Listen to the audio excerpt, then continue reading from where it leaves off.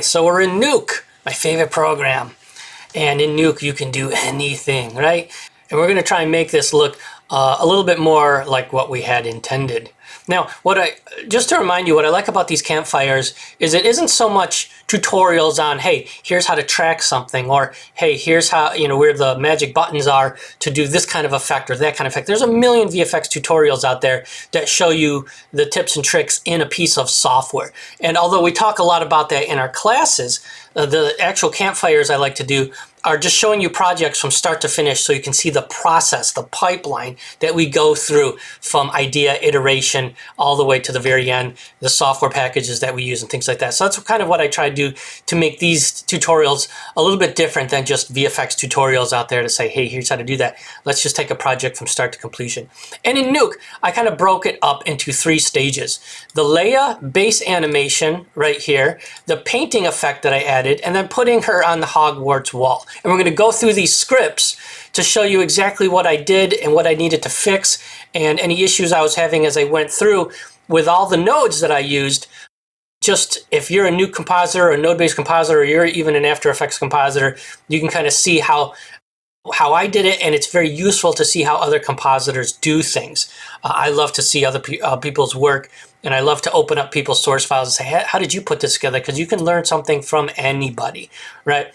And hopefully somebody learns a little bit from me, from what little I have to offer as well. But it's always a great exchange. So let's start with the Leia base animation, and let's jump in and see what we had to do to get this thing working. So right from the start, here is the PNG that Midjourney gave me. And Midjourney only gives you a 1024 by 1024 image, which isn't too bad. But this is basically our base comp that we're going to start with. And as you can see, it's just a PNG, and it's I called it the winner, right? And the very first thing I needed to do is I said, look, I'm going to add some roto paint in here. And very messily, all I did is I just painted out a little bit of the hair bun in here. And you could just see before and after of the hair bun coming in and out. And I just did really quickly around it. It's not perfect by any stretch of imagination, but I knew I was going to have to fix the hair bun because it was cut off in the animation that the AI gave me, and I needed to put that back in. And I didn't want the underlying one to show through, so I just kind of painted that out real quick. Coming over here is the 512 by 512 animation that my Heritage gave me. So there she is right there. Now again, this isn't great animation, but it's cool for what it does, right? And it's moving, which is all we needed to do because we basically did this campfire in like one day, right? So cool. What do we do here? Well, the first thing I did is I took Leia and I put a shuffle node there that basically created an alpha channel that's 100% because it doesn't come with an alpha channel, right?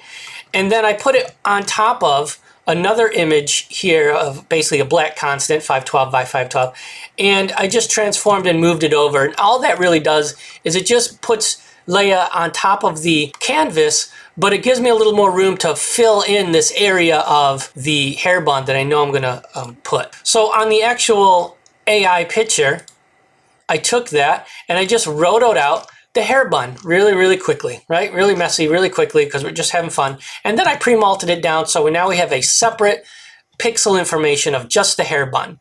And then I kind of moved it over to where it needs to be. Now, how did I get the track on the hair bun itself? Well, all I really did is I just tracked at the very top of the band. I tracked a little piece here in the bottom, and I tracked a little piece over here in the middle. And 3 points is going to give you a really strong track for just point tracking. And the reason I use 3 is because 1 point track is going to give you good translation. 2 point track is going to give you translation and rotation.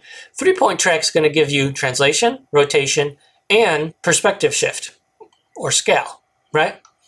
So after tracking these pieces here, then all we did is we just exported that match move out through the node. And as you can see now, the hair bun is moving in relation to what the head is going to do. Then we simply pasted that hair bun right on top of her. And as you can see, now it's just kind of moving with her as intended, right? That's all that is. We just kind of tracked it in. So again, if you run into something where, oh no, the artwork was cut off, never fear, you're a visual effects artist, just put it back in, right? These are little things that sometimes you have to account for when you budget or when you bill for something and be like, my estimate is 1 day, and then all of a sudden you get some artwork and it's like going to be like, oh, maybe a day and a half. So then I simply moved the image of Leia and her new animated face right on top of where the old one was. So now it kind of looks like that. Okay, with the animation ready to go. And there, as you can see, let's get rid of that element. As you can see, she's now moving around nicely in our Hogwarts painting. There's still some problems. Hate the background, right? What I also did is I knew I was going to replace the background, and I didn't want to play around a whole lot with painting things out. But one thing I noticed in the research of the paintings was that they very much have this dark Rembrandt kind of feel to it. So what I did here is I took the roto of Leia and I rotoed all the way around her and then smoothed out some parts of her face there. I could have done a little bit more over here. But what I wanted to do with that was basically just create a roto shape of Leia right here, pre-multed it down, so now it's just her in the alpha channel. Moving right over here with the shuffle node, I took the alpha information and I made it the RGB artwork, just like that. And again, if I'm going too fast or you want to know more about this, I go real slow and introductory if you're a new visual effects artist in our Intro to Digital Compositing course where we do all this stuff. And then I inverted it because I just wanted the black artwork. I did a filter erode so it kind of expands that black artwork out a little bit. And then I blurred it up a bit. And then I made sure that the RGB information is accurate. So now I have this kind of black feel that's going to be behind Leia to kind of give it that kind of that popping off the background with a shadow feel. Now, right over here, what's this stuff? Well, looking at this stuff, none of these Leias is what I actually used, but I love the background, right? Especially like this one here, look like a really old faculty office, or this one. I forget which one I used, but let's actually isolate this background and use this in our comp. Now, I forgot to kick out a full res version of this, so I didn't have a full res version of just the one I actually liked. So it came in this 4 quad. I just cropped down the one I actually liked. And then with some roto paint, I just got rid of some of the things that's going to appear. Let's get rid of that for now to show you what I'm talking about. I reformatted this to be 1024 by 1024. As you can see, it was smaller. It was like 5-ish, 500-ish.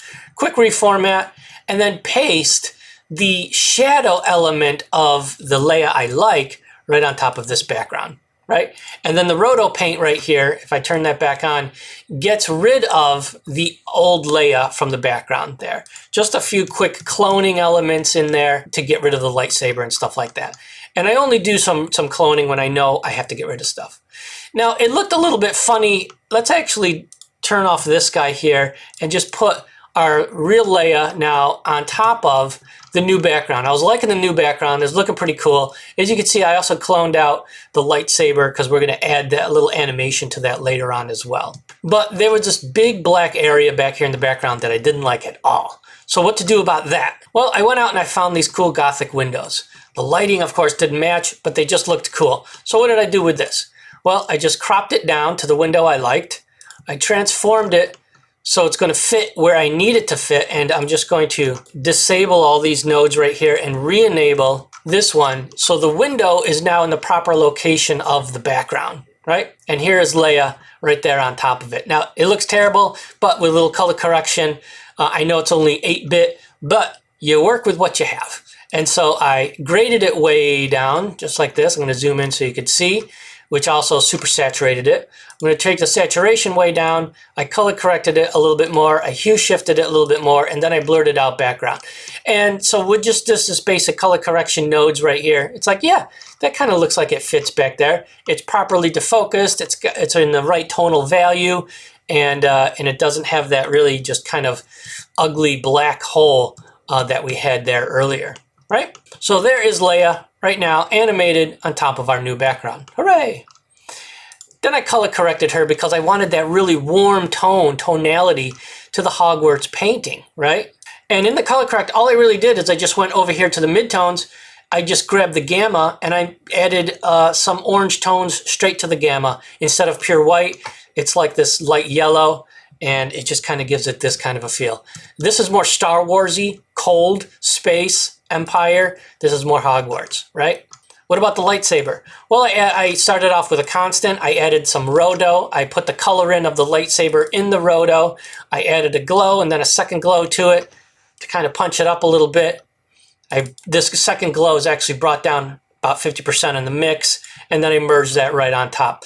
The original artwork has this lightsaber kind of going off in this weird angle direction. I guess I could make it a little more straight to the hilt, but whatever, I left it like that. I think later on I could probably straighten that out a little bit, but for now, it's good enough. Merged it right on top, and then I clamped the values down. And the reason I clamped the values down is because normally you never want to do that. You want to play around with that high dynamic range, but I knew that I was going to add some more paint effects to this, so why not clamp it all down? This is her with the animation. Does it look like a painting? No, we're going to do that next. But I pre-comped it out. I just wrote it out. So there is basically part one of putting Leia in Hogwarts. In our very next video, we'll make it look more like a painting, and we'll put it right into the footage, and I'll show you what I had to do and why I decided not to use the footage from the movie and instead use footage from the video game version of Hogwarts Legacy PS5. I'll see you in the next campfire, Princess Leia in Hogwarts.